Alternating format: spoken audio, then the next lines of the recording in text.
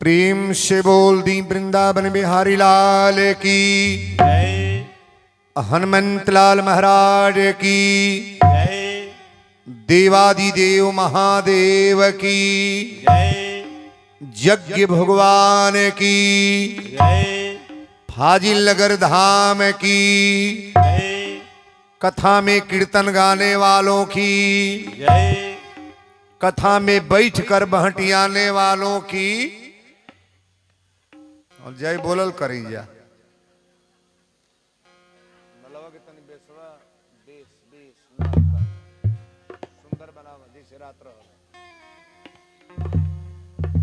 चली आप जितने भी हमारे श्रद्धालु जो थकाइएगा इनको अब वह कुल होई कि होई होई जितने लोग आप लोग कथा में आ गए हैं पहले तो लाख लाख आशीर्वाद। भगवान इंद्र भगवान की कृपा इस फाजिल नगर सिटी नहीं चारों तरफ पानी बढ़िया गिर रहा है, पानी बरसना भी शुभ है। आइए आज कथा में बालकांड की कथा हम आपको बताने का प्रयास करेंगे। 2 दिन आप शिव कथा सुने हैं, शंकर जी की कथा 2 दिन हुई है, लेकिन आज हम आपको ले चलेंगे राम कथा में। और राम कथा शंकर जी की जो कथा हुई है तो याज्ञवल्क्य जी महाराज कहे हैं और श्री भरद्वाज जी महाराज इस कथा को सुने हैं। ध्यान से सुनिएगा, भोलेनाथ की जो कथा हुई है ना, इस कथा को याज्ञवल्क्य जी महाराज कह रहे हैं और श्री भरद्वाज जी सुने हैं। लेकिन आज राम कथा भगवान शंकर जी अपनी मुंह से कहेंगे और ये माता पार्वती सुनने के लिए जा रही हैं। पहला जन्म तो सती के खराबे हो गई, लेकिन दूसरा जन्म में आज कथा सुने जातड़ी।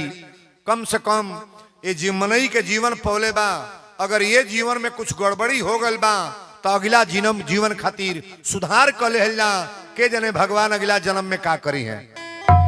अच्छा तो अगला बनावे की सब तैयारी करता कि ना? हेजू घर बनावल जरूरी नहीं बा, हेजू बिल्डिंग उठावल जरूरी नहीं बा, हेजू बहुत बनावल जरूरी नहीं बा, 1% होजू खातिर बनल बा। हमरा तो बुझाता कितने लोग ऐसनो बा कि याजुले विधिवत दान पुण्य नहीं कोई। कई गो माई कहते रह गए बाबू हम को भगवत सुना दो का जानी जी अब की मर, लेकिन बेटा रुपया कमाता सब बा, बापो मर गए माइयो मर जाई भगवत सुन ना पाई। नसीब अपना अपना। यही में जेकर लायक बेटा बाड़ा ना मोटरसाइकिल से लेके देहाते से कथा सुनावे चलिए बड़े। कथा में रुचि रखना चाहिए, अगर कथा में रुचि है तो सब बढ़िया है। हमरा मंजुल जी मुक्तक लिखले बड़े हैं कि हाथिन के दांत के खिलौना बने भांत भांत। बड़ी प्रेम से सुनेंगे। हाथिन के दांत के खिलौना बने भांत भांत, शेरन की खाल तपसी मन भाई है और गेंडा के खाल को बांधा सिपाही लोग, बकरी की खाल थोड़ा पानी भर लाई है। और कहते वीरेंद्र व्यास प्रभु की भजन बिन ये मानुष की खाल किसी काम नहीं आई। ईमानदारी से बोलिएगा आप जितने लोग हैं, हमनी के हड्डी चमड़ा कोनो काम लायक बा का हो? बानी जा कोनो लायक? बड़ा निमन निमन बानी जा। लोग कहले बाबा देहिया के बड़ा कीमत बा, एको पैसा कीमत ना बा। कीमत हमनी से निमन बकरी के बा, हमनी से निमन गाय के बा, हमनी से निमन भैंसी के बा। पूछो कैसे? अब हे तर सुन लो, गाय भैंस के तनो बाउर बा तो दूध देती है तो दूध पियल जाता कि ना? पियल जाता। ओकरे दूधे में सारही पड़ता, घी निकलता कि ना? रोटी पर पोताता, हवन होता। ओकरे दूधे के दही जामल जाता, खाइल जाता कि ना? खाइल जाता। चाय बनता, पियल जाता कि ना? आ जब गोबर देतिया, गोबर जौन गाय भैंस टट्टी करतिया, ओकरे गोबरे में गोठा चिपरी पथातो बा। कहो ना पथाला? ओकरा गोबर में गोठा चिपरी पथातो बा। और ओकर गोबर जब सूखता तो करी गोबरे में लिट्टी लगा के हमने ऐसा साधु खातो बाड़े। नहीं बोलो, नहीं खाई जाला काजी। ओ करी गोबर में लिट्टी लगा के हमने ऐसा साधु खातो बाड़े, और ओकर गोबर जब जर जाता तो ओकर राखी से बर्तनों में जाता। गलती नहीं बोलता नहीं। अच्छा तो ओकर कीमत बा कि ना? ओकर रखियो के कीमत बा। हमनों के देही के राखी से कबो बर्तन मजा आई बा कीमत ना बोले बे को कीमत। हाँ हाँ भइल बा बाबा हमार, हमरा हई बा, हमरा हई बिल्डिंग बा, हई बेटा बा, हमरा ये है वो है, और कुछ जाना नहीं है महाराज। लेकिन निवेदन करेंगे, एक भजन से सेवा आपका है।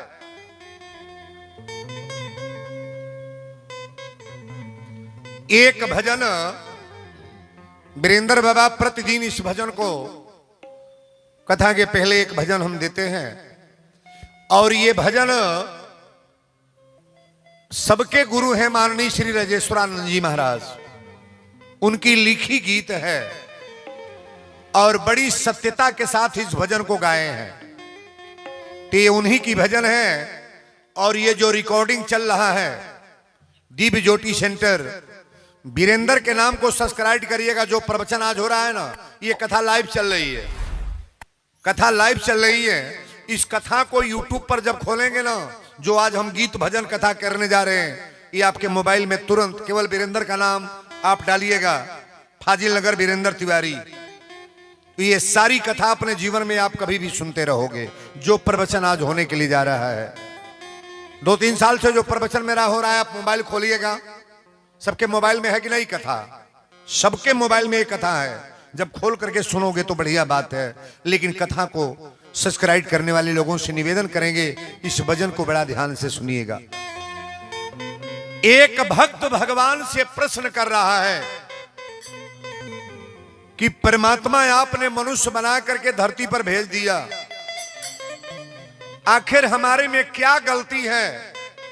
मैं आपका भजन करता हूं, आपका कीर्तन गाता हूं, आपकी कथा जहां होती है हम सुनने के लिए जाते हैं, मंदिर में घंटा बजाते हैं, प्रतिदिन आपका भाव लेते हैं, लेकिन आखिर आप क्या तमाशा कर रहे हो कि ये समाज में, ये दुनिया में हमको घुमा करके नचा रहे हो? भक्त पूछ रहा है और भगवान उत्तर दे रहे हैं। ये दोनों की बात है। ऐसा नहीं कि केवल भक्त बोलेगा, भगवान भी बोलेंगे और भक्त भी बोलेगा। आप बड़ा प्रेम से इस गीत को सुनने का प्रयास करेंगे। ये वीरेंद्र तिवारी की आवाज में राजेश्वरानंद जी की गाई गीत आपके सेवा में हम रखने का प्रयास कर रहे हैं। अरे कहा प्रभु से बिगड़ता क्या मेरी बिगड़ी बनाने में। भक्त कह रहा है कि भगवान हमारी बिगड़ी बनाने में आपको क्या लगता है? कम से कम मेरे तरफ भी नजर करो ना। कहा प्रभु से बिगड़ता क्या मेरी बिगड़ी बनाने में, मजा क्या आया रहा तुमको, मजा क्या आया रहा तुमको, मुझे दर दर घुमाने में। जो भक्ति में पूर्ण है वो भगवान से नालिश करेगा कि आपको क्या मजा आता है कि मुझे दर दर भटका रहे हो आप। और ताली बजा के भाव से सभी लोग गाएंगे। अरे कहा प्रभु से बिगड़ता क्या, कहा प्रभु से बिगड़ता क्या मेरी बिगड़ी बनाने में। कहा प्रभु से बिगड़ता क्या मेरी बिगड़ी बनाने में।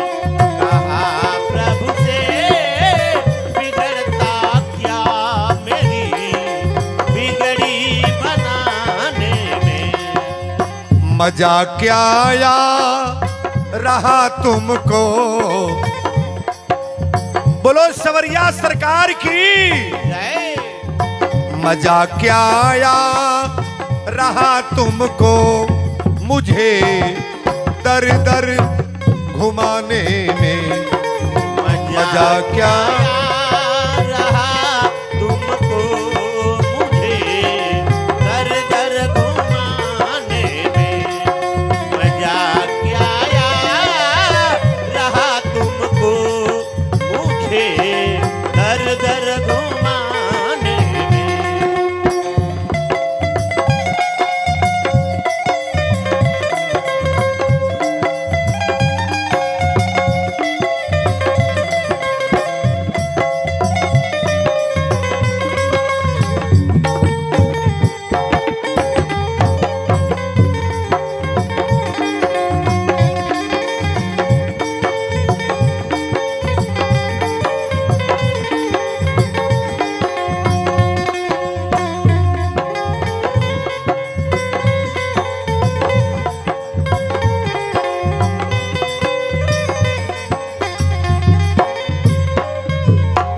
इस गीत को बड़ा प्रेम से सुनेंगे आप।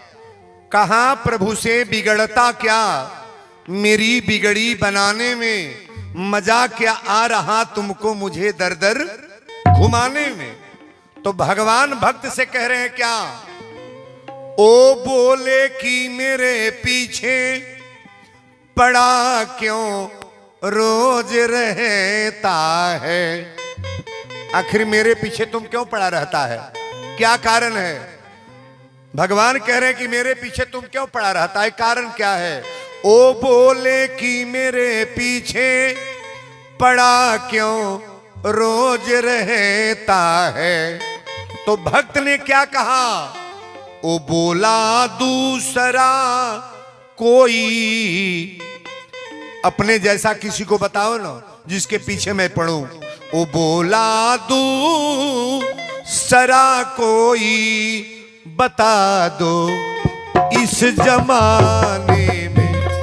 ओ बोला दूसरा कोई बता दो इस जमाने में। ओ बोला दूसरा कोई बता दो इस जमाने में।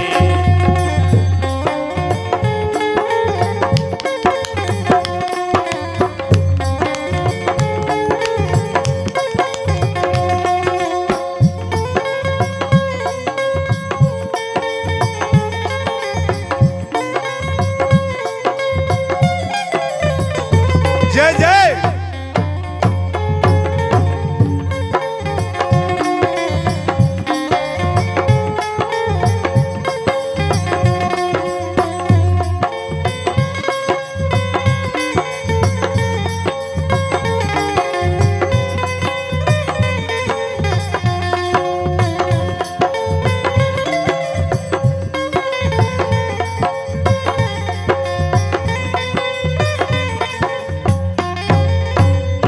भगवान कह रहे हैं, भक्त से गौर करिएगा बड़ा भाव से। ओ बोले कि हजारों हैं करूं दया मैं किसी किस पे। अच्छा हम लोग के लिए भगवान एक है, लेकिन भगवान के कितने हैं, कई करोड़ों हैं, सभी लोग भगवान के हैं। ओ बोले कि हजारों हैं करूं दया मैं किसी किस पे। तो भक्त ने कहा, ओ बोला साफ ही कह दो। ऐसा कह दो कि मेरे खजाने में कुछ नहीं है। ओ बोला साफ ही कह दो बचा कुछ नहीं खजाने में। ओ बोला साफ ही कह दो बचा नहीं कुछ खजाने में। ओ बोला साफ ही कह दो बचा कुछ नहीं खजाने में।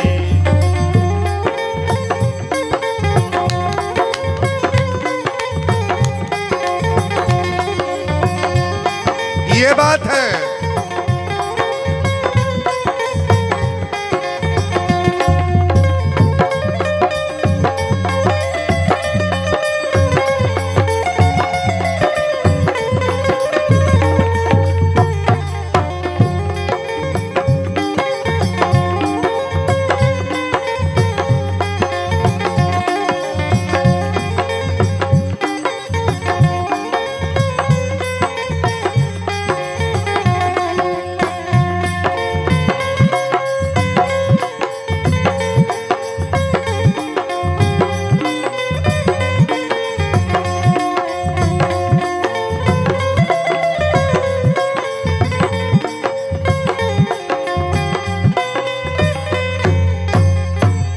भगवान भक्त से कह रहे हैं, ओ बोले होश में बोलो, नहीं तो रूठ जाऊंगा। भगवान ने कहा प्रेम से बोलो, नहीं तो नाराज हो जाएंगे हम। भक्त ने बोला कि नाराज होने में तो बड़े माहिर हो आप। ओ बोले होश में बोलो, नहीं तो रूठ जाऊंगा। तो भक्त ने क्या कहा? ओ बोला कि बड़े माहिर, ओ बोला कि बड़े माहिर हो जल्दी रूठ जाने में। ओ बोला कि बड़े माहिर हो जल्दी रूठ जाने में। ओ बोला कि बड़े माहिर हो जल्दी रूठ जाने में। हो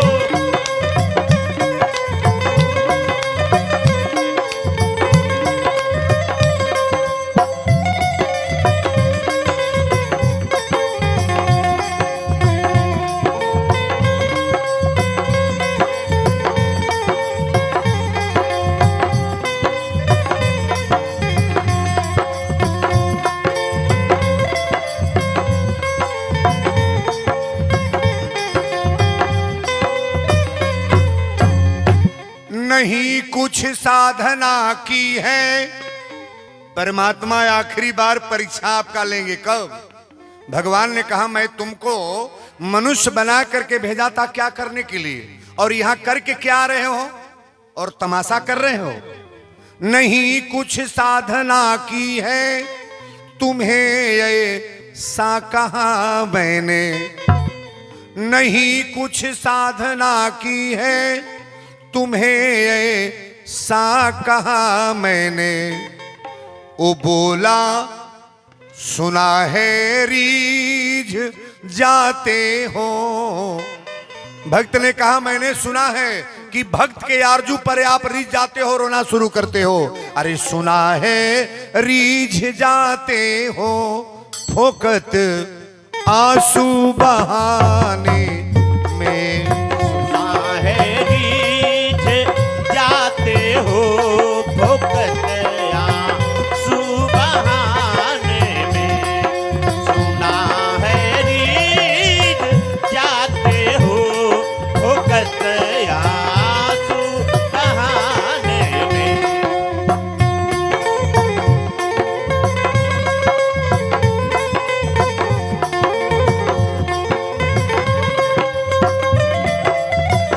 जय जय।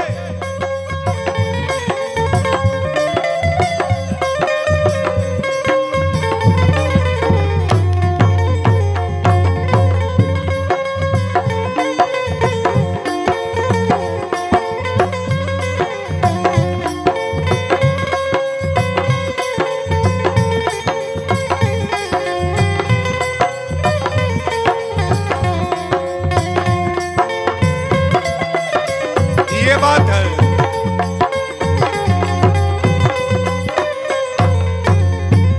ये आखिरी लाइन गीत का है, गौर करेंगे। ये भक्त और भगवान का मिलन कितना सुंदर है। भगवान कह रहे हैं, ओ बोले मेरी मर्जी है, करूंगा जो मैं चाहूंगा। एक बात बोलना, भगवान का स्थान ऊंचा है कि भक्त का? नहीं बोलोगे? अरे भक्त का दिल लिखे हैं कि मोरे मन प्रिय अति विश्वासा, राम से अधिक राम कर। ओ बोले मेरी मर्जी है, करूंगा जो मैं चाहूंगा। तो भक्त ने कहा सरकार, अरे आप अपनी मर्जी से करना चाहते हो तो समाज में परिवर्तन करके दिखा दो कि आप कुछ नहीं हो। ओ बोले मेरी मर्जी है, करूंगा जो मैं चाहूंगा। तो आखिरी लाइन भक्त ने कहा, ओ बोला कर दो परिवर्तन। आज से करुणानिधि मत कहना, तुम्हारा नाम रखा गया है करुणानिधि। करुणा के खजाना हो परमात्मा, आप क्या सोच रहे हो? भक्त ने कहा, अरे वो बोला कर दो परिवर्तन, तू करुणा निधि कहाने में। बोला कर दो परिवर्तन, तू करुणा निधि कहाने में। वो बोला कर दो परिवर्तन, तू करुणा निधि कहाने में। कहा प्रभु से बिगड़ता क्या, मेरी बिगड़ी बनाने में।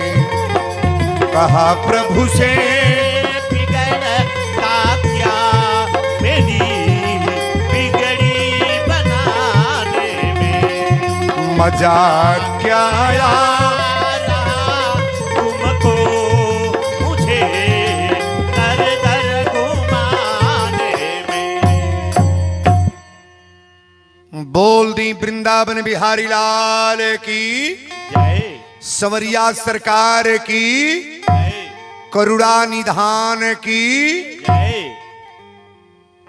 कहां प्रभु से ये भजन आप लोगों ने जो सुना है ना, माननीय श्री राजेश्वर आनंद जी की गाई भजन है। इस भजन को बड़े सारे विद्वानों ने गाया है। कहां प्रभु से बिगड़ता क्या, मेरी बिगड़ी बनाने में। मजा क्या आ रहा तुमको, मुझे दर दर घुमाने में। ये वीरेंद्र बाबा की माध्यम से आप लोगों ने इस गीत को बड़ा प्रेम से, बड़ी सावधानी के साथ आप लोगों ने सुना। अब हमने का कथा के तरफ आज जो प्रवचन करना है ना, रामचरितमानस में आज दूसरे दिन की कथा। आज तो ये फुल पंडाल हुआ होता, लेकिन मौसम गड़बड़ की वजह से भगवान की कृपा। अरे होई हन वही जो राम रची, परमात्मा जो चाहेंगे सो ही होगा। आपके हमारे करने से कुछ होने जाने वाला नहीं है। आइए आज की कथा के तरफ हम ले चले, जो आपको आज का प्रवचन सुनना है। एक बार ईमानदारी से सब लोग हाथ उठा लें, ताली बजा बरिया रे। कि गोविंद मेरो है, ये भगवान का कृष्ण जन्मोत्सव पर कार्यक्रम होता है और कन्हैया जी का नाम भी जपना जरूरी है ना। बड़ी सुंदर भाव है कि गोविंद मेरो है, गोपाल मेरो है, श्री बांके बिहारी नंदलाल मेरो है। हाथ की ताली ऊपर उठा के बजाएंगे सभी लोग। गोविंद मेरो है, गोपाल मेरो है, मेरो है, गोपाल मेरो है, गोविंद मेरो है, गोपाल मेरो है। उठाइए हाथ ऊपर, ताली मिला के।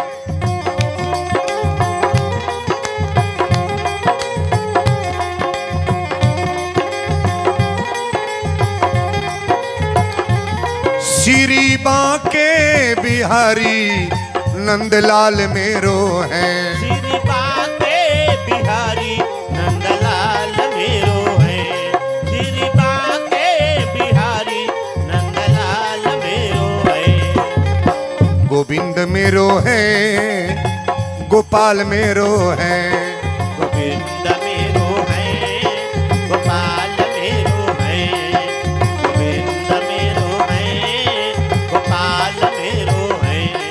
श्री राधा रमण गिरधारी, गिरधारी श्यामो बनवारी। श्री राधा रमण गिरधारी, गिरधारी श्याम बनवारी। श्री राधा रमन गिरधारी, गिरधारी श्याम बनवारी। गोविंद मेरो है, गोपाल मेरो है, गोविंद मेरो है, गोपाल मेरो है। गोविंद मेरो है, गोपाल मेरो है। श्री बांके बिहारी नंदलाल मेरो है। श्री बांके बिहारी नंदलाल मेरो है। श्री बांके बिहारी नंदलाल मेरो है। गोविंद मेरो है, गोपाल मेरो है, गोविंद मेरो है, गोपाल मेरो है। गोविंद मेरो है, गोपाल मेरो है। श्री बांके बिहारी नंदलाल मेरो है। श्री बांके बिहारी नंदलाल मेरो है। श्री बांके बिहारी नंदलाल मेरो है। गोविंद मेरो है, गोपाल मेरो है, गोपाल मेरो है। गोविंद मेरो, गोपाल मेरो। श्री बांके बिहारी नंदलाल मेरो है। बोल दी संवरिया सरकार की, जय रजा रामचंद्र की, जय हनुमंतलाल महाराज की। जय। शांति बना करके कहीं बैठ जाओ, आप लोग सभी लोग बैठ जाएं। ये एगो सुखल बरसाती रामायण जी, एगो सुखल बरसाती हो बीच में डलवान दे, जो झूर जगह बा, आई महिला लोग का कुर्सी है ना करवा दो, ऊपर 10 20 50 लोग बैठ जाई। हई सुखल जौन जगह बा पर बिछा दो बाबू। अरे आज तो महाराज कम से कम 10,000 लोग है जो जूटी, लेकिन कहाँ करेंगे, भगवान की कृपा है। और वीरेंद्र बाबा आए हैं तो बाहर के लोग भी आते ही हैं, और सारे हमारे लोग जो मोबाइल पर मेरी कथा चाहे टेलीविजन से देखते हैं, आप सभी लोगों का भाग्य है कि ये आज इस सामने तीसरे साल की कथा आपके वहां वीरेंद्र बाबा बोलने जा रहे हैं। बड़ी सुंदर कृपा। आइए हमनी के कथा के तरफ चल जा। हाँ, तुलसी बाबा रामायण की कथा में ऐसा छंद दिए हैं, अरे मंगल करन कलिमल हरन, तुलसी कथा रघुनाथ की। मंगल करनी कलिमल हरणी, तुलसी कथा रघुनाथ की। आप कथा किनका सुनने जा रहे हैं, अपने घर परिवार की कि भगवान की? तो भगवान के हम लोग हैं, और भगवान का बन करके कथा सुनने का प्रयास करो कि वीरेंद्र बाबा कथा में क्या बोल गए। विद्वान तो यहां बहुत लोग, हमारे गोविंद शास्त्री जी की कथा रात में होगी, सब विद्वानों का बैनर पोस्टर लगा रहता है, सब कथा बोलते हैं, लेकिन केहू केहू के लखा नाई बा बाजी हो पाई। हम गोविंद बाबा बोल पाए, बनो गोविंद शास्त्री वीरेंद्र बन जी हैं कबो ना। इमे जे बा जौने खोल के लोग कहीं बा, हमने के एक पीस मानी जा संसार में। बहुत लोग कहले बाबा फलाने के लखा फलाना हूं बाड़े, केहू के लेखा केहू नाई बा। ये धरती पर एक पुतराई एगो पुतरी एक गो बनल। भगवान जब नक्शा बनाते हैं ना, तो उस नक्शा का दूसरा व्यक्ति कोई नहीं होता है, एक व्यक्ति, कोई ना कोई कारण होगा। और इस कथा में ध्यान देंगे, आज प्रवचन आज यही जिससे शुरू होता। दूसरा जन्म में पार्वती मैया के बियाह कैसे भइल बा? अब तनिके टुकड़ा बाऊ के चाहत नहीं बानी हम तन लाइनिया तन कथवा हर साल बदल जा, अब एक चीज का रपट कइल जा तो तन ध्यान दे। शंकर जी एक वृक्ष के नीचे बड़ा प्रेम से जाके बैठली, आसन जब आशुतोष लगौली। शंकर जी को लिखा गया है कि कर्पूर गौरम करुणावतारम संसार सारम भुजगेंद्र हारम सदा बसंतम हृदयारविंदे अभवम भवानी सहितम नमामि। बोलो शंकर भगवान की जय। बाबा को ऐसा भी बताया गया है, सत्यम शिवम सुंदरम, सत्यम शिवम सुंदरम। ये पिक्चर आप लोग देखे होंगे और शंकर जी का नाम ही बड़ा काफी है महाराज। जब शंकर जी आसन लगा के बैठली तो आज दूसरा जन्म में वीरेंद्र बाबा ले चलता है। केकर दूसरा जन्म? शंकर जी की औरत के दूसरा जन्म का नाम हो? पहला जन्म में का नाम रहा? प्रथम जन्म दक्ष गृह जाई नाम सती सुंदर तनु पाई। पहले जन्म में नाम सती था, अब मरल बाड़ी ओकरा बाद का नाम धराइल? अब नौवा धराइल बा पार्वती। अब फिर वही मर्दे से भेंट भल बा, कौने से? जौन इनके त्याग को दिहलस। यह तनु भेंट सती अब नाही आ शिव संकल्प कीन मन माही। कहले कि तक छोड़ देहली, आज से फिर देही से भेंट ना होई। लेकिन वो लड़की में तपस्या रहल कि फिर बरियाई से इन सेनूर डरवाइया के छोड़लस। शंकर जी डर लगे ना सेनूर? ना डरले। रक्षाबंधन में जौन बुढ़िया माई बा, अगर भाई जियता तो करो मन में लालसा रहला तनी हमहू राखी अपना भाई के बांध दी, ना लालसा रहेला हैं?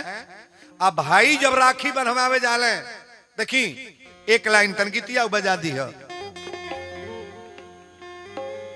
राखी बनवावे अगर पुरानिया भाई गइल बा, अब बहिन राखी बांधत तो ओकरे आंखी में जरूर आंसू आई कि हमार भाई निमले रहे, जियत रहे, कबो कोनो कष्ट ना होखे।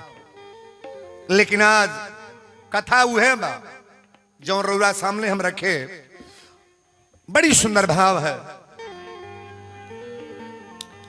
अरे बहिनी तोहरा के कब ना भुलाई भी हो, आज जबले जी अभी तबले रखिया बन्हाई भी हो।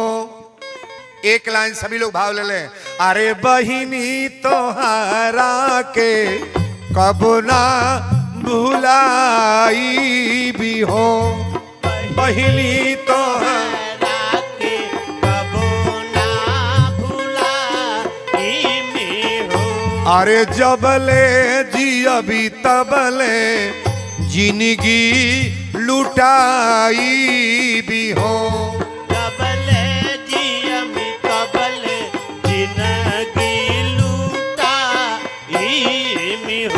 ए बहिनी तोहरा के कबो ना भुलाई भी हो, बहिनी तोहरा के कबो ना भुलाई भी हो।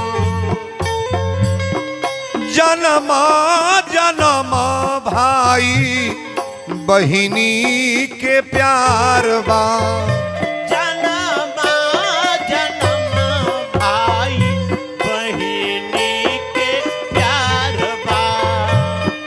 मंगल सूत्र रखिया के महिमा अपार बा।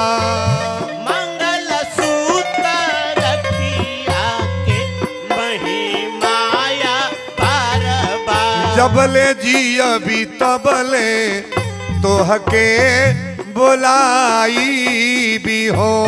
जबले जी अभी तबले तोहके बुलाई भी हो। अरे बहिनी तोहरा के कबो ना भुलाई भी हो, बहिनी तोहरा के कबो ना भुलाई भी हो।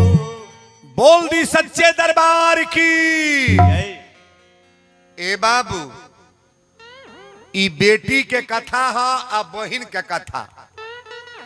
रामायण में जहां बेटी के नाम आ जा, जहां बहन के नाम आ जा, औरत के नाम आ जा, पुरुष के नाम आ जा, ये हम लोग का महात्म है कि कथा को ध्यान से सुनना चाहिए।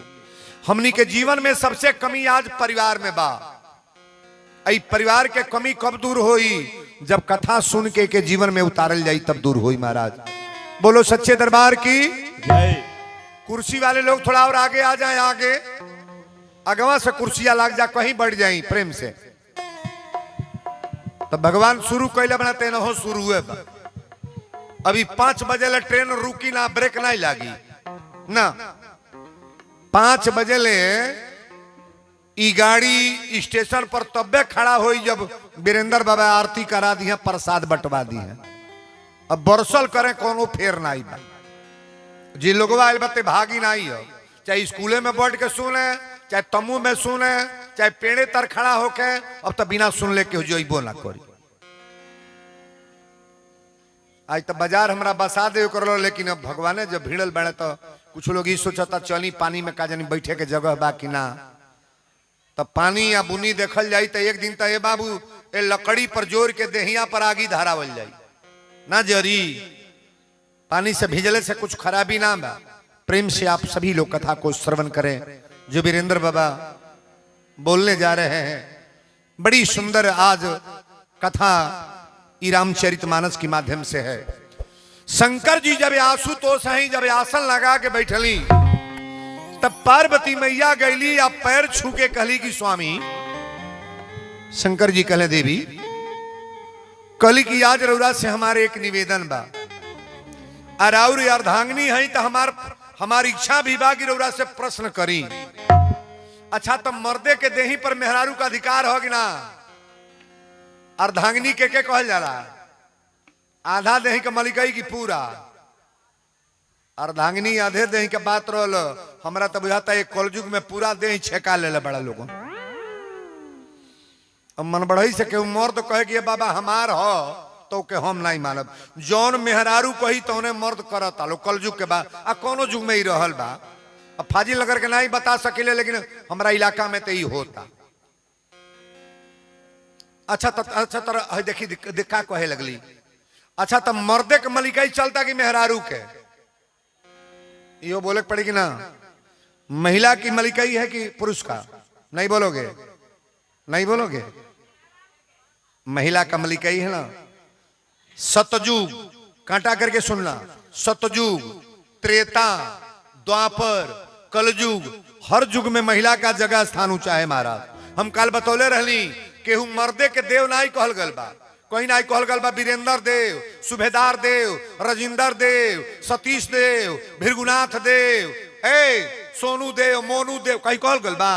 अहे में गुड़िया देवी, मंजू देवी, डिम्पल देवी, कुसुम देवी, जिलेबा देवी, रुमाली देवी, अरे बाप हो बाप सब देवी है बैठे बा।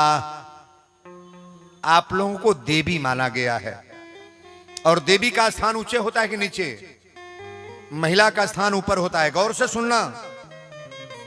कथा में कभी महिला को डैमेज तो मैं करता ही नहीं हूं, लेकिन कथा को ध्यान से उतारिएगा कि वीरेंद्र बाबा कथा में बोल क्या गए।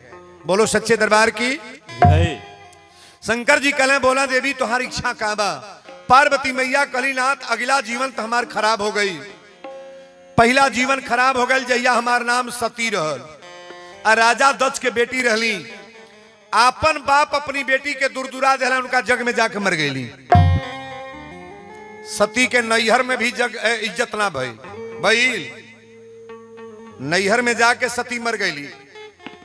बैठ जाके सितारा बैठी जा, कहीं बैठ जाई, लेकर जगह बैठ जाए बैठी। अब कुर्सी के तो व्यवस्था नहीं बा जहाँ जगह मिले, जे के निराल जगह न मिले मंचे पर आजा 10 जने है का कल जाई, बैठ जाए के धरल जा। आज दूसरे दिन की कथा रही है। वीरेंद्र के कथा में फुल हाउस चलता है, आप सभी लोग जानते हैं, बहुत काफी भीड़ होती है। लेकिन आज कथा डिस्टर्ब है, लेकिन चलिए कोई भगवान की जैसी कृपा होगी वैसा कार्यक्रम को बड़ा प्रेम से सुना जाए। हर दुकान वाली बहनों से निवेदन करेंगे कि आप जगह है आकर बैठ जाओ, तनी आज है बाबी कमाया रे आगे वे आज बैठ जालो हेजू बैठ जा आगे में बैठल हूं तोहले को बैठावल बड़ा जरूरी बा तोहले लोग को न बैठाई तो कथवे हमार बैठी जाई। हाँ आज बहुत सुंदर का कहें ठीक है चलिए हाँ बैठ जाइए प्रेम से बैठ जाओ कहीं जगह लेके बैठ जाओ। बोलो शंकर भगवान की जय। शंकर जी कहले कि बोला तुम्हारी इच्छा का बा पार्वती मैया कलीनाथ हमारी इच्छा आज ही है बा पहला जीवन तो हमार खराब हो गए जहिया नाम हमार सती रहल प्रथम जन्म दक्ष गृह जाई आ नाम सती सुंदर तनु पाई हमार जीवन खराब काहे भइल तक केवल कथा प्रवचन के लेके शंकर जी कथा सुनावे के ले गए हैं सती के। एक बार त्रेतायुग माही शंभु गए कुंभज ऋषि पाही संघ सती जग जननी भवानी अब पूजा ही मुनि अखिलेश्वर जानी। भगवान शंकर जी अकेले कथा सुन ली कथा सुन ली ना हई है कथवा जे सुन ली ओकर जीवन बदल जाई आई है कथा जे ना सुनी अगला जीवन बिगड़ गया। वीरेंद्र बाबा बोल रहे हैं पार्वती कलीनाथ हमार पहला जीवन तो खराब हो गई ओ देही से न हमरा बेटा भइले न औलाद भइले न हमरा केहू आगे पीछे और त्याग कर देली। आज वही कथा के हमरा दिमाग पर आयल बागी आज हमके कुछ सुनाई।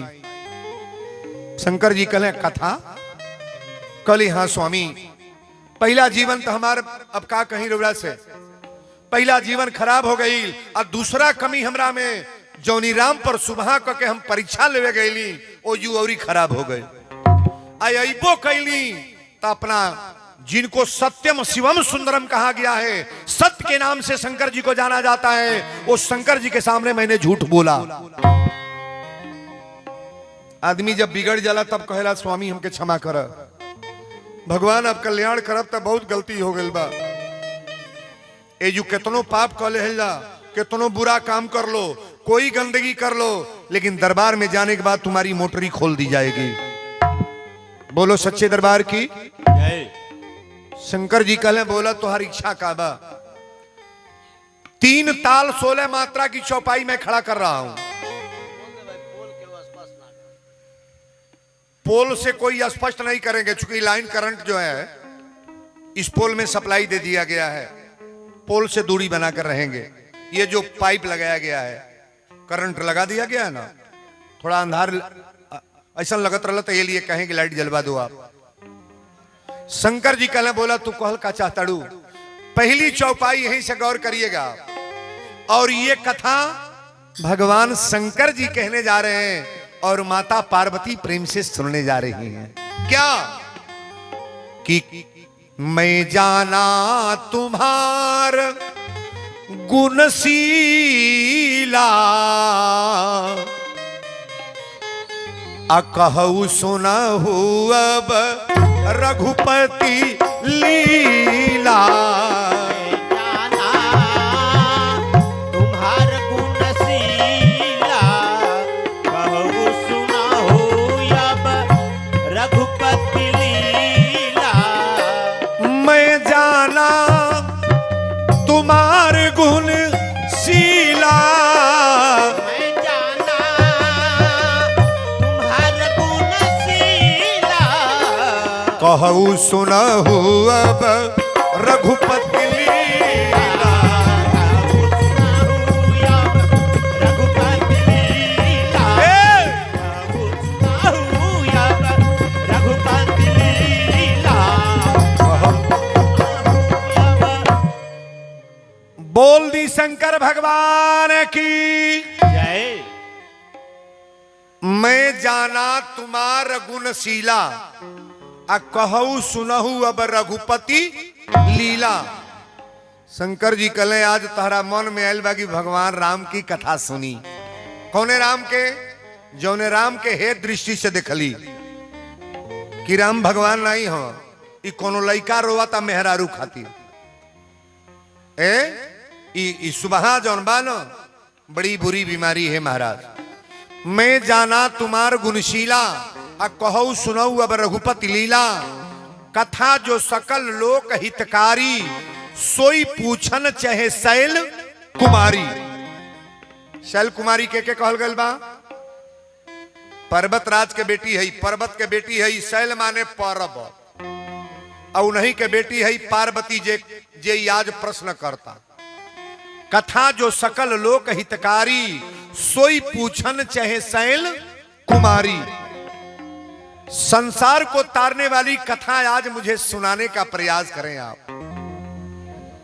शंकर जी कहला, दादा तोहर दिमाग कैसे बदल गए? बदले वाला लोग रही तो दिमागवा बदल दे, या बिगाड़े वाला रही तो समझवा बिगाड़ दी। आधा विद्वान तो बिगाड़े वाला जुटा था, 80% विद्वान समाज को प्रतोप करने वाला है। अपने में इतना बुराई छिपल बा, कुल कुल नरक भरल बा। अब वर्ड का प्रवचन होता कि ना जी? पहले अपने को पवित्र बनो। सफाई जब रहेगा ना तो साफ तो आपको बना ही जा सकता है, इसमें कोई दुविधा नहीं है कि आप सुंदर ना बन जाए। महाराज, कथा जो सकल लोक हितकारी, सोई पूछन चाहे शैल कुमारी। कथा बताने का प्रयास करें। शंकर जी कहले, बोला तो क्या कथा में का चाही? कहली कि आज भगवान का जन्म उत्सव बताएं कि भगवान का जन्म कब हुआ है, राम जी का अवतार कब हुआ, राम जी के बियाह कब भइल, राम के वनवास कब भइल, सीता के रावण चुरा के कब ले गई, राम जी रावण के मार के आके अयोध्या में राजगद्दी पर कब बैठल है। ये पूरी कथा आप बताएं। शंकर जी जब बतिया सुन ले तो गदगद हो गई, गदगद हो गई। और शंकर जी अब अपने मुंह से पार्वती मैया के धन्यवाद देता। का कहले? धन्य धन्य गिरिराज कुमारी,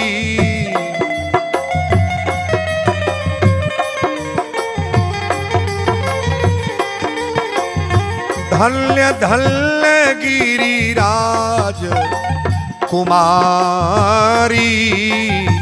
तुम समान नहीं कोप कारी।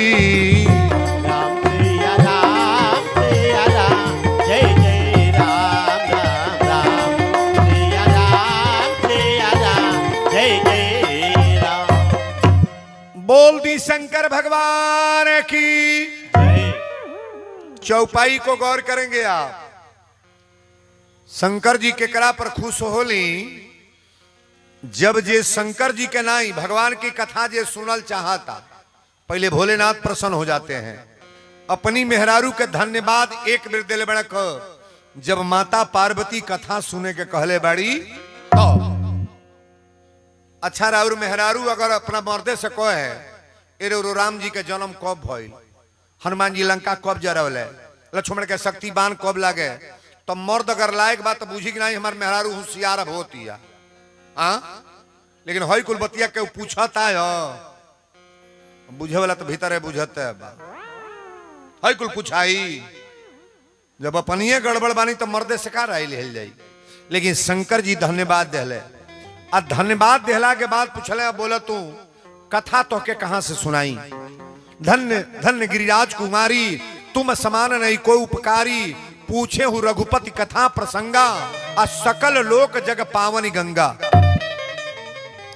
शंकर जी धरती पर कौ गंगा लाए हैं? को गो? अब हे तर सुन लो। आप लोग तो एक ही गंगा जानते हैं जो भगीरथ के नाम से शंकर जी की जटा से आई है, लेकिन दो गंगा हैं। एक गंगा आप जहां डुबकी मारने जाते हो, पृथ्वी पर जो चलती फिरती जो दरिया बह रहा है वो गंगा है जो शंकर जी के जटा से आई है। एक गंगा तुलसी बाबा लिख रहे हैं, पूछे हूँ रघुपति कथा प्रसंगा, सकल लोक जग पावनी गंगा। संसार को तारने वाली कथा रूपी गंगा कौन है? अच्छा बताइए, है गंगा में बैठल बानी की अलगे? प्रयाग नहा चाहना, मथुरा नहा चाहना, बनारस जा चाहना, कौनो प्रयाग न नहा, लेकिन आग कथा रूपी गंगा में जो स्नान कर लिया, कथा रूपी गंगा में जिन्होंने गोता लगाया, उसका जीवन तो संवरिए गया महाराज।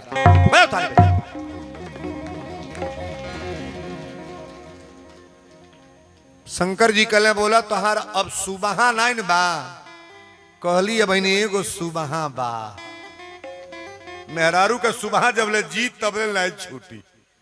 एगो मेहरारू अपने मर्दे पर सुबह करे कि मर्दा कमा के ले आके दूसरे मेहरारू का खियावत।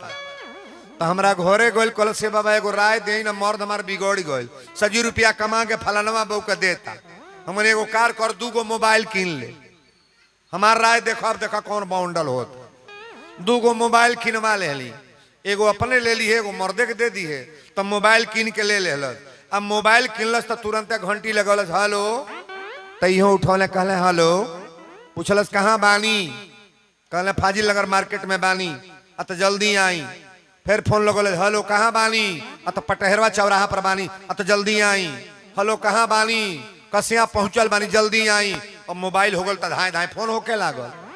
मौगी बूझ गल कहीं जइहा पकड़ाइए जइहा, मोबाइल लेके आ गइल नहीं हरे। तो लइकवा से कहले बाबू रे पता लगे है तोर पापा कहाँ कहाँ जाता रहे।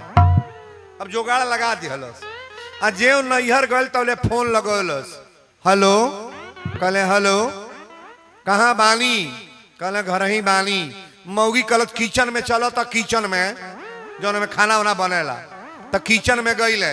मौगी कहलस मिक्सर मशीन चलावा, तो जो मसाला पीसेला। बुझलस कि मिक्सर चले है तब हनहना के चलबे करी। टप दे मिक्सर दबले हनहना के चलल। मौगी बुझ गल बाणे घर ही।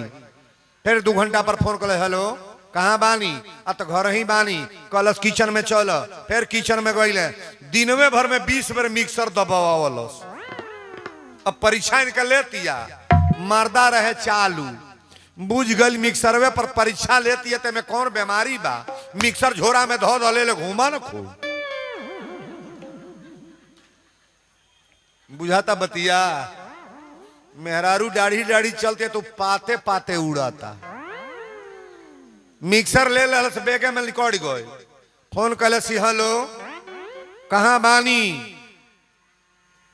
कले ये जो चौराहा पर बानी, फाजिल नगर में बानी, घर ही बानी अपने। तो कहले तनी किचन में चलो। तो किचन में का जाग बा, मिक्सर ले ले बा, केहू का बोर्डो में ले आके खोसी दे। का जी खोस ही कहना बा, दुकानी दुकानी बोर्ड लगले बा, कोनो में खोसी दी। हाँ तो खूब घूम घूम चला वालस। 1 महीना के बाद मौगी आयल, तो कहलस का रो का हाल चाल बा। कहले ठीक बा। लइकवा से पूछल करे तोर पापा कहीं गइल ना रहले। हाँ तो लइकवा कहल गइले के न पूछ, ते पूछल का चाहत रे। आ तो लइकवा से पूछत या कि बताओ तोर पापा कहीं गइल ल। लइकवा कहल जइया से ते गल बड़े तैया से इहो फरार बने रहे बकलोली। मौगी कहलस अरे मल छवा मिक्सरवा तो चल तल रे 2 गलवा। तो लइकवा कहलस मिक्सरवा ले ले घुमला है बकलोलो। पकड़ो तू दाढ़ी दाढ़ी उड़ो तड़ू तो हिलता पाते पाते। कोनो मेहरारू मर्दे के पकड़ ली, पकड़ी है। हाँ विश्वास करो कि मेरा पति अच्छा है। या जो भी बेटियां बहन बैठी हैं, अगर पति आपका गलत पटरी पर जा रहा है ना, तभी विश्वास करो कि मेरा हस्बैंड अच्छा है, वो सुधर जाएगा। अगर अच्छा पति है और सुबह की बीमारी रखोगी कि तुम्हारा पति नालायक हो जाएगा, गंदा हो जाएगा। अपने हस्बैंड पर कभी सुबह की बीमारी मत रखो। और सुबह का कोई दवा नहीं होता है, ना तोरा खाइल पहुंची ना घर में सुधर रही पाबू। नहीं बुझाई? बोलो शंकर भगवान की जय। शंकर जी कहले अब बतावा तोहार सुबह कहां बा। यहां जितने लोग आए हैं गौर करिएगा। अगर निराकार को मानने वाले होंगे तो आप भी सुनिएगा, राधा स्वामी वाले होंगे आप भी सुनिएगा, जय गुरुदेव वाले होंगे आप भी सुनिएगा, ओम शांति वाले होंगे आप भी सुनिएगा। सभी सत्संगियों को मैं बोध करने के लिए बैठा हूं और ध्यान से समझने का प्रयास करना। पार्वती मैया कली की स्वामी हमार सुबह यह बा। अगर परमात्मा निर्गुण ब्रह्म है, भगवान का कोई रूप नहीं है। रामायण में बाबा लिखे हैं कि बीनु पग चल ही सुन ही बीनु काना। बिना भगवान का पैर नहीं है, कान नहीं है, मुंह नहीं है और सब कुछ कर रहे हैं। तो भगवान निर्गुण ब्रह्म है, निराकार है, तो सगुण होने की क्या आवश्यकता है?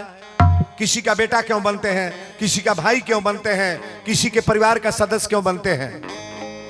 शंकर जी कहले तो हर सुबह यही पर बा। कल ही हम ही बताई कि अगर निराकार परमात्मा है तो सगुण होने की क्या आवश्यकता है। शंकर जी कहले देवी ध्यान से सुनिएगा, बायो पढ़ाने वाले मास्टर भी गौर करेंगे और पढ़ने वाले छात्र भी। जल निराकार है, जल निराकार है, जल का कोई अपना आकार नहीं है। जल में जैसा रंग डालो ऐसा कलर हो जाएगा कि नहीं? नहीं होगा। लाल पीला हरा काला जैसे डालेंगे रंग हो जाएगा ना। जल का कोई अपना आकार नहीं है, जल का कोई अपना, जल निराकार है और कटोरी साकार है। साकार कटोरी में जल को रख दें, साकार कटोरी में जल को रख दें और फ्रिज में रख दें, उस कटोरी में कुछ मिलाना नहीं है, केवल टेम्परेचर देना है। तो टेम्परेचर देने पर जल क्या बनेगा? नहीं बोलोगे? ये भगवान शंकर जी बता रहे हैं कि देवी पार्वती ध्यान से सुनना, निर्गुण ब्रह्म है, निराकार का भाषा मैं बोल रहा हूं। निराकार जल को कटोरी में रख दो और कटोरी में रखने के बाद फ्रिज में रख दें, कुछ मिलाना नहीं है, टेम्परेचर दे दें और टेम्परेचर देने के बाद क्या बन जाएगा? बर्फ।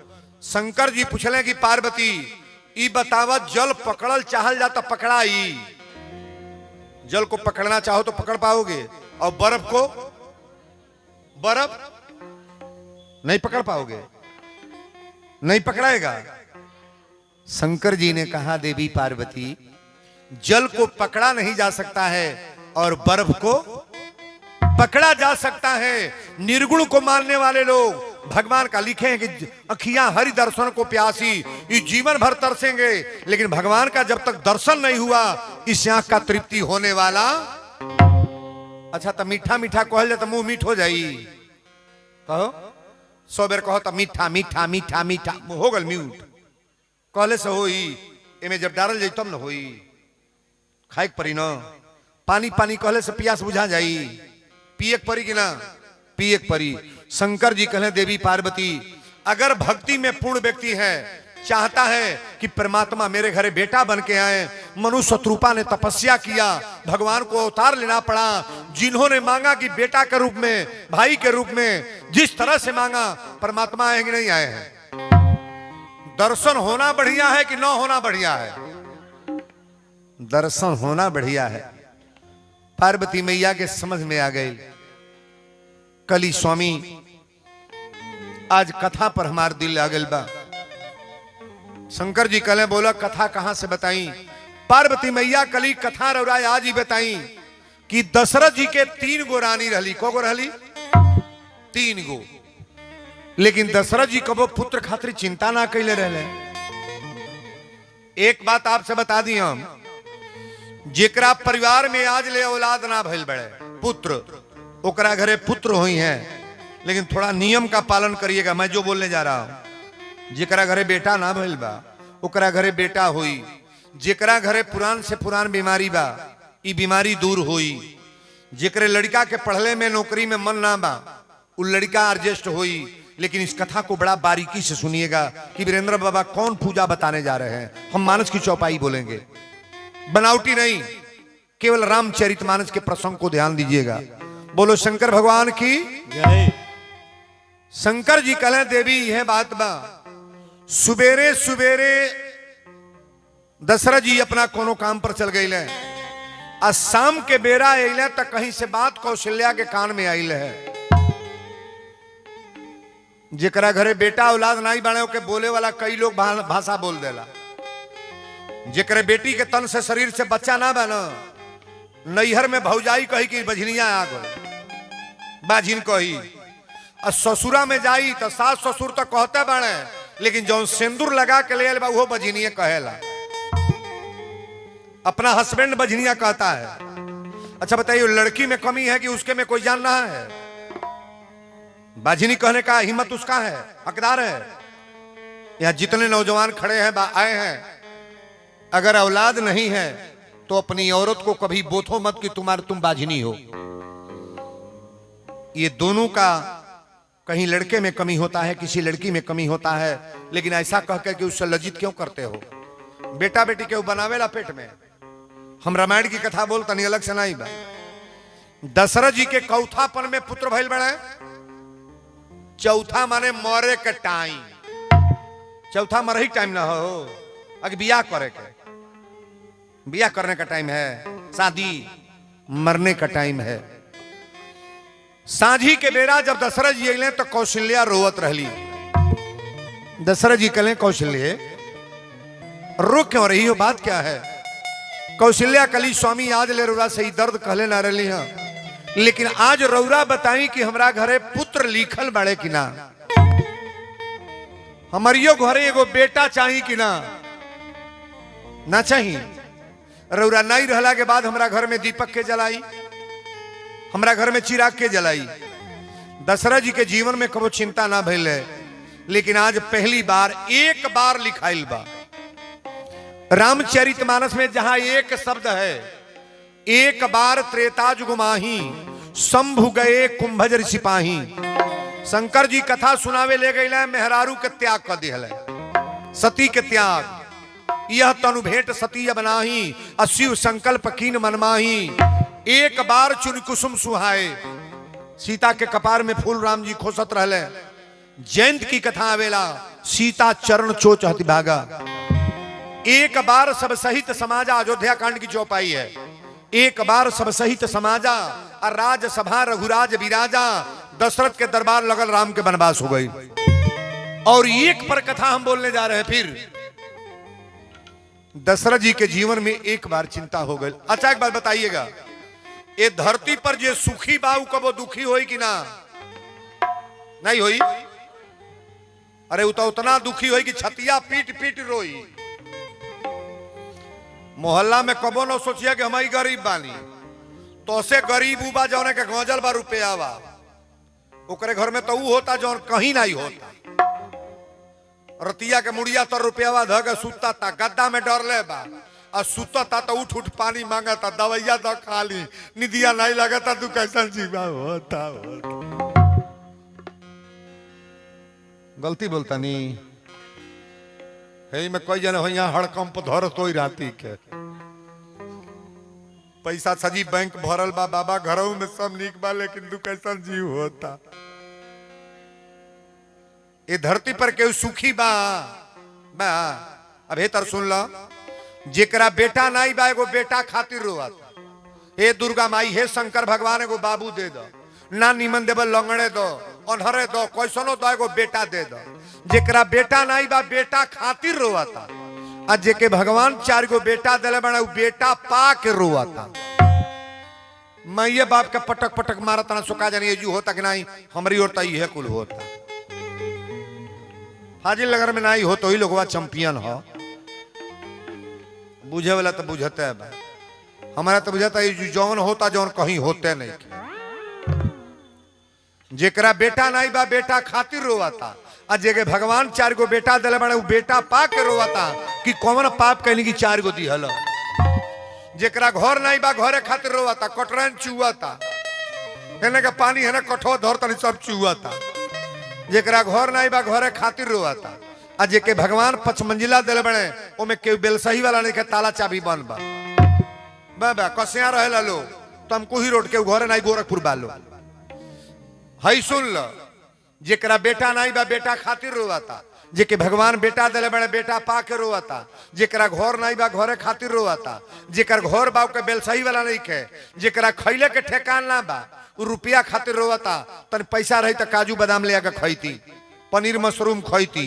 जेकरा पैसा नहीं बा खैले खातिर रोवाता, और जेके भगवान कई करोड़ दिले बड़े, ओके डॉक्टर कहता चोकर की रोटी खाना है, रसगुल्ला नहीं खाना है, जिलेबी नहीं खाना, ब्लड प्रेशर शुगर चढ़ल बा,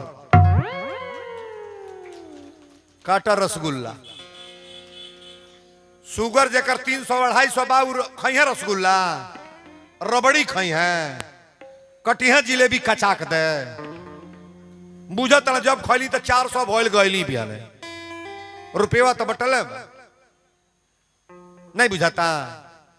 जेकर बीपी हाई बा, खूब तेल मसाला डाल के चाउमीन आ बर्गर आ छोला भटूरा खई है, एक प्लेट खैले तो गईल बा मान के लो। हाँ इतना रुपया धो के का करबू खैले खातिर मन तरसता रे दादा।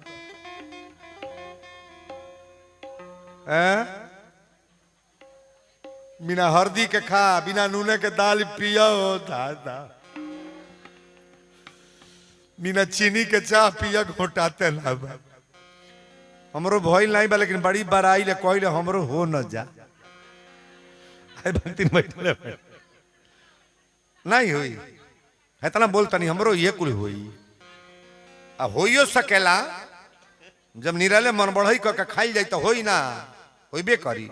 भगवान न करे यहाँ जितने लोग आए हैं शुगर बीपी और हार्ट का पेशेंटेज कभी ना बने। आप शंकर जी से निवेदन करब कि हे भगवान जितना लोग कथा में आइल बा, अगर देही में बीपी शुगर होखा तो वो हट जा, तन टनटना जा लोग निमने रहो।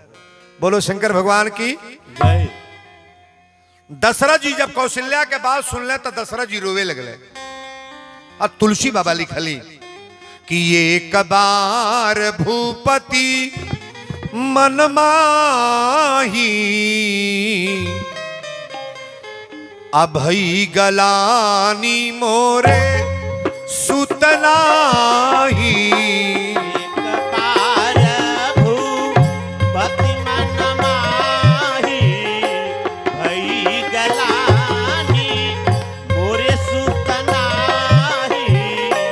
एक बार भूपति मन माही, एक बार भूपति मन माही, भई गलानी मोरे सुतनाही। भई गलानी मोरे सुतनाही। भई गलानी मोरे सुतनाही। बोल दी अयोध्या धाम की। जय।